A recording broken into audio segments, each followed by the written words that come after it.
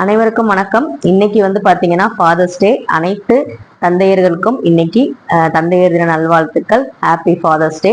இன்னைக்கு உங்க வீட்டுல ஃபாதர்ஸ் டே ஸ்பெஷலா என்ன பண்ணீங்க அப்படிங்கிறத கமெண்ட்ல சொல்லுங்க. நான் வந்து என் கணவரை வந்து பாத்தீங்கன்னா குலசாமி அப்படின்னு தான் கூப்பிடுவேன். ஸோ ஒரு வீட்டுக்கு வந்து பாத்தீங்கன்னா தந்தை அப்படிங்கிறவரு, கணவர் அப்படிங்கிறது ஒரு குலசாமி தான் என்னை பொறுத்த வரைக்கும். ஸோ சிங்கிள் பேரண்ட் வந்து நிறைய பேர் வந்து இருப்பாங்க. எங்க அம்மாவும் ஒரு சிங்கிள் பேரண்ட் தான். அவங்களும் எனக்கும் வந்து அப்பா கிடையாது. ஸோ வந்து பாத்தீங்கன்னா ஒரு கணவரோட ரூபத்துல சில நேரங்கள்ல என் தந்தையை நான் உணர்ந்திருக்கேன். ஒரு ஆண்மைக்குள்ள இருக்கிற ஒரு பெண்மையை நான் வந்து பார்த்திருக்கேன். ஸோ அதுக்காக இன்னைக்கு வந்து ஃபாதர்ஸ் டே ஸ்பெஷலா வந்து இன்னைக்கு அவங்களுக்கு பிடிச்ச உணவுகளை வந்து சமைச்சு கொடுக்கணும் அப்படிங்கறதா வந்து இன்னைக்கு வந்து நான் வந்து பிளான் பண்ணியிருந்தேன். ஸோ அதுக்கேற்ற மாதிரி இன்னைக்கு அவங்களுக்கு வந்து மட்டன், இந்த ஆடு ஐட்டம், அதாவது மட்டன், குடல், தலைக்கறி இது எல்லாமே ரொம்ப ரொம்ப பிடிக்கும். ஸோ இப்போ மட்டன் நிறைய சாப்பிட்டே இருக்கனால குடல் வந்து இன்னைக்கு வாங்கியிருந்தோம். அது மட்டும் இல்லாம இன்னைக்கு மீன் எல்லாமே வந்து வாங்கியிருந்தேன். என்னென்ன வாங்கியிருக்கேன் அப்படிங்கிறதையும் பாருங்க.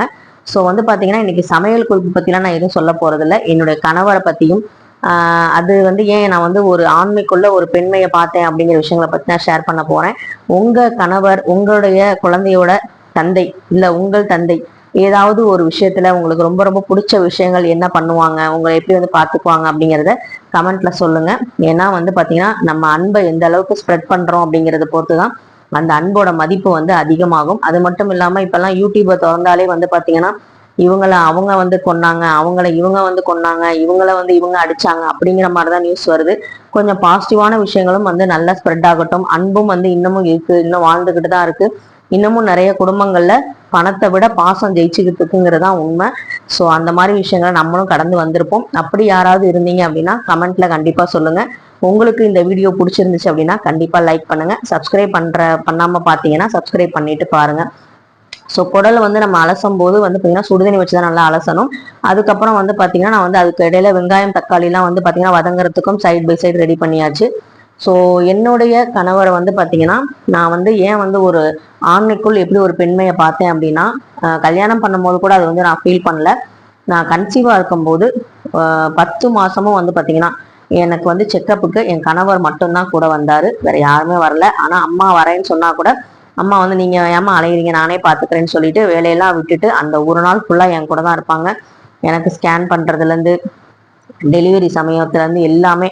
அதுக்கு வந்து பாத்தீங்கன்னா அப்ப வந்து குழந்தை பிறந்ததுக்கு அப்புறம் வந்து எல்லாம் பேசினாங்க. குழந்தை பிறக்கிறதுக்கு முன்னாடி வந்து பேச்சுவார்த்தை அவ்வளவா இல்லை ரெண்டு வீட்டு சைடுமே.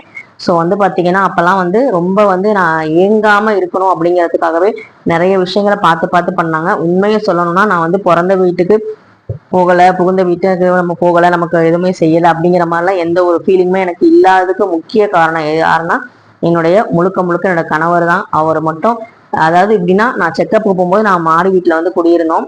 ரெண்ட்டுக்கு இருக்கும்போது 2 படி இறங்கிட்டு கையை கொடுப்பாங்க. அதுக்கப்புறம் தான் இறங்க சொல்லுவாங்க. அந்த 16 18 படி இருக்கும். அந்த படி இறங்குறதுக்குள்ள அரை மணி நேரம் ஆக்கிடுவாங்க. அவ்வளோ பொறுமையா கூட்டிட்டு வருவாங்க. அதே மாதிரி இன்னமும் வந்து பாத்தீங்கன்னா மல்லிகைப்பூ வந்து டெய்லியும் வந்து வாங்கிட்டு வருவாங்க.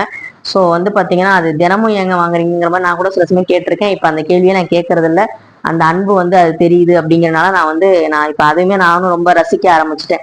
ஸோ அவங்களுக்கு வந்து நம்ம என்ன செய்யலாம் அப்படின்னு யோசிக்கும் போது அவங்களுக்கு நல்லா டேஸ்டா சாப்பிட பிடிக்கும். ஸோ வந்து பாத்தீங்கன்னா நீங்க நல்லபடியா எல்லாமே டேஸ்டா செய்யணும் அப்படிங்கிறனால அவங்களுக்கு பிடிச்ச மாதிரி வீட்டில் வந்து ரொம்ப நாள் கழிச்சு வந்து பார்த்தீங்கன்னா நல்லா வந்து சமையல் செஞ்சு கொடுக்கலாம் அப்படின்னு சொல்லிட்டு நான் வந்து செஞ்சேன். நான் வந்து எப்படி வந்து கடவுளுக்கு எப்படி நான் முக்கியத்துவம் கொடுப்பனோ அதுக்கு ஈக்குவலா ஒரு படி மேல வந்து பார்த்தீங்கன்னா என் குடும்பத்துக்கு நான் முக்கியத்துவம் கொடுப்பேன். அதனாலதான் கடவுள் வந்து நம்மளை வந்து சந்தோஷமா வச்சிருக்காருன்னு கூட நினைப்பேன். ஏன்னா நம்ம கடமையெல்லாம் தவற விட்டுட்டு போய் பூஜை ரூம்ல மட்டும் உட்காரனால எந்த ஒரு விஷயமும் எந்த ஒரு சந்தோஷமும் நமக்கு கிடைக்காது. நம்மளை சுத்தி உள்ளவங்களை எவ்வளவுக்குள்ள சந்தோஷமா வச்சிருக்கோமோ அதுக்கேற்ற மாதிரிதான் கடவுள் நம்மளை ஆசீர்வதிப்பாருங்கிறத நான் நிறைய தடவை உணர்ந்திருக்கேன். ஸோ வந்து பாத்தீங்கன்னா எனக்கு ஆன்மீகத்துல விருப்பம் இருக்கு. அதே மாதிரி என் கணவருக்கும் விருப்பம் இருக்கு. ஆனா வந்து பாத்தீங்கன்னா சில நேரம் காலம் இதெல்லாம் பார்க்காம இதெல்லாம் வேணுங்கிறப்ப சாப்பிடணும் அப்படின்னு நினைப்பாங்க. இப்பெல்லாம் வந்து பாத்தீங்கன்னா அதெல்லாம் கரெக்டா வந்து எனக்காக வந்து அவங்களும் கண்ட்ரோலா இருக்காங்க. ஸோ இன்னைக்கு வந்து பாத்தீங்கன்னா எந்த பூஜையும் நான் பண்ணல. அதுவும் இல்லாம நான் மாதவிடாய் காலம் நெருங்கிடுச்சு. ஸோ வந்து பாத்தீங்கன்னா எனக்கு ஒரு மாதிரி உடம்பு ஒரு மாதிரி சோர்வா தான் இருந்தது. ஸோ இன்னைக்கு நம்ம பண்ணலாம், நல்லா தான் இருக்கு, நல்லா பண்ணி கொடுக்கலாம் அவங்களுக்கு அப்படின்னு சொல்லிட்டு நான் வந்து அவங்களுக்கு நல்லா செஞ்சு கொடுத்தேன். எல்லா ஃபுட்டுமே வந்து டேஸ்டியா வந்திருந்தது. இன்னைக்கு வந்து பாறை மீன் வந்து வாங்கியிருந்தோம். மீனோட வரத்து வந்து கம்மியா இருக்கனால மீனோட ரேட் வந்து அதிகமா இருந்துச்சு. அதனால இருக்கிற மீன் தான் வந்து வாங்கிட்டு வந்தோம். ஒரு 1500 ரூபா. இதே நம்ம வெளியே போனோம்னா ஒரு 2000 ரூபா 3000 ரூபா இல்லை 5000 ரூபா கூட ஆயிருக்கும். ஸோ வந்து பார்த்தீங்கன்னா ஒரு குடல் வந்து 500 ரூபாய், மீன் வந்து 500 ரூபாய், 1000 ரூபாய். அதுக்குள்ள வந்து பார்த்தீங்கன்னா நம்ம வந்து ஒரு சந்தோஷமா வந்து இன்னைக்கு வீட்டிலே இருந்து எல்லாருக்கும் நல்லா சமைச்சு கொடுத்து குழந்தைங்களும் கணவரும் சாப்பிட்றத பார்க்கும்போது ஒரு சந்தோஷமா இருந்துச்சு. இந்த 1000 ரூபாயில கூட சந்தோஷமா இருக்க முடியும். அதுவும் இல்லையா 100 ரூபாயில கூட நம்மளால சந்தோஷமா இருக்க முடியும். அதுவும் இல்லைன்னா ஒரு சின்ன ஒரு கேக்கு, ஒரு பீஸ் கேக்கு, ஒரு 20 ரூபா கேக்கு, இல்லை ஒரு டீ கடையில் போய் ஒரு டீ குடிச்சா கூட நம்ம சேர்ந்து குடித்தோம் அப்படிங்கிற சந்தோஷத்தோட இருக்கும். ஏன்னா இந்த மாதிரி விஷயங்கள் எல்லாமே நாங்கள் அனுபவிச்சு தான் வந்திருக்கோம். ஸோ சந்தோஷங்கிறது காசு பணம் எவ்வளோ வச்சிருக்கோங்கிறது இல்லை, நம்ம மனசுல நம்ம வந்து எப்படி வந்து இருக்கோம் அப்படிங்கிறதான் முக்கியம். ஸோ என்னை பொறுத்த வரைக்கும், என் மனசை பொறுத்த வரைக்கும் நான் வந்து ரொம்ப கோடீஸ்வரி நினைப்பேன். சுற்றி உள்ள சொந்த பந்தம், நம்மளை விட நம்மளை பார்த்துக்கிற நம்ம வீட்டுக்காரர் இருக்காங்க, நம்ம அம்மா நல்லா இருக்காங்க, நம்ம அண்ணன் இருக்காங்க, நம்ம புகுந்த வீட்டில் அத்தை மாமாலாம் இருக்காங்க, எல்லாரும் நம்ம கிட்ட நல்லா பேசுறாங்க, நமக்கு ஒரு நல்ல குழந்தை இருக்கு, நமக்கு ஒரு குடும்பம் இருக்கு. அப்படிங்கும் போது நமக்கு வந்து ஒரு சந்தோஷமா இருக்கு. எவ்வளவுதான் நம்ம வந்து பாத்தீங்கன்னா தனியா வந்து நம்ம பெண்கள் வந்து பொருளாதாரத்திலையும் படிப்புலையும் வந்து முன்னேறி போனாலும் தனியா வந்து எவ்வளோ பேர் வந்து சிங்கிள் பேரண்ட் வந்து வளர்க்குறாங்க, ரொம்ப தைரியமாகவும் வளர்க்குறாங்க. ஆனா அவங்கள்ட்ட போய் கேட்டு பார்த்தீங்கன்னா அந்த கஷ்டம் தெரியும், எவ்வளோ கஷ்டப்படுறாங்க அப்படின்னு. சமூகத்தினால அவங்க எவ்வளோ பேர் வந்து பாதிக்கப்படுறாங்கங்கிறதும் புரியும். ஸோ அதெல்லாம் வந்து நம்ம வந்து வெளியே வந்து நம்ம எவ்வளோதான் வந்து அவங்க தைரியமா பேசினாலும் அந்த குழந்தைக்கு அவங்க அவங்க வளர்க்குற குழந்தைக்கு நமக்கும் ஒரு அப்பா இருந்திருக்கலாம் அப்படிங்கிற மாதிரி ஒரு ஏக்கம் இருக்கும். இல்லை அம்மா இல்லாதவங்க பிள்ளைங்களுக்கு அம்மா இருந்திருக்கலாம்னு சொல்லி ஒரு ஏக்கம் இருக்கும். ஏன்னா எனக்கும் அந்த ஏக்கம் இருக்கு. ஏன்னா எனக்கும் அப்பா வந்து 10th படிக்கும் போதே இறந்துட்டாங்க. ஸோ வந்து பார்த்தீங்கன்னா முக்கியமான காலகட்டத்தில் அப்பா நம்ம கூட இல்லாமல் போயிட்டாரு. விவரம் தெரிய வேண்டிய வயசுல நம்ம கூட இருந்து எல்லாம் நம்ம அடுத்தடுத்த படிப்பு, கல்யாணம், என் குழந்தைய பார்த்துக்கிற அந்த தாத்தாங்கன்னு கூப்பிடுற அந்த அழகு, இது எல்லாமே நானுமே வந்து ரொம்ப ரொம்ப மிஸ் பண்றேன். ஸோ வந்து பார்த்தீங்கன்னா இதெல்லாம் நமக்கு கிடைக்கலையே அப்படின்னு ஏக்கமா இருந்தாலும் சரி, கடவுள் வந்து ஒரு கதவை அடைச்சாலும் இன்னொரு கதவை திறப்பாருன்னு சொல்லுவாங்க. ஸோ அப்பாவை எடுத்துக்கிட்டாலும் ஒரு நல்ல கணவர் எனக்கு கொடுத்துருக்காரு அப்படிங்கிற சந்தோஷத்தோட தான் நான் இருக்கேன். அதுக்காக தான் வந்து நன்றி சொல்றேன். இவ்வளவு பூஜைகள் புனஸ்காரங்கள் எல்லாமே வந்து பார்த்தீங்கன்னா எங்க வீட்டு குலசாமியான என் கணவருக்காக தான், வேற யாருக்காகவும் இல்லை. ஸோ அவருக்காக பிடிச்ச விஷயங்கள் இன்னைக்கு பண்ணலான்னு சொல்லிட்டு தான் நான் வந்து இன்னைக்கு நான்வெஜ் வந்து எடுத்திருந்தேன். ரொம்ப வந்து எனக்கு நல்லா வந்திருந்தது. எல்லாத்தையும் பார்த்து பார்த்து பண்ணேன். ஃபிஷ் ஃப்ரை, குடல் குழம்பு. இது வந்து குடல் குழம்பு வந்து காலையில இட்லிக்கும் வச்சாச்சு, மதியம் வந்து சாப்பாட்டுக்கும் தான் சாப்பிட்டோம். ஸோ வந்து பார்த்தீங்கன்னா முட்டை வந்து வாங்கிட்டு வந்திருந்தாங்க, முட்டையும் வந்து வச்சாச்சு. எனக்கு வந்து என்னன்னா எப்பவுமே என் கணவருக்கு வந்து நான் ரொம்ப சந்தோஷமா இருக்கேன், ரொம்ப ஸ்பெஷலாக ஏதாவது பண்ணோம் அப்படின்னா தலவாழை விருந்து போட்டு வந்து சாப்பாடு போகணும்னு ஆசை. ஏன்னா வந்து பார்த்தீங்கன்னா எனக்கு அது ரொம்ப ரொம்ப பிடிக்கும். ஆனால் என் கணவருக்கு இலையில சாப்பிட்றது கொஞ்சம் சோம்பேறித்தனமா இருக்கும்.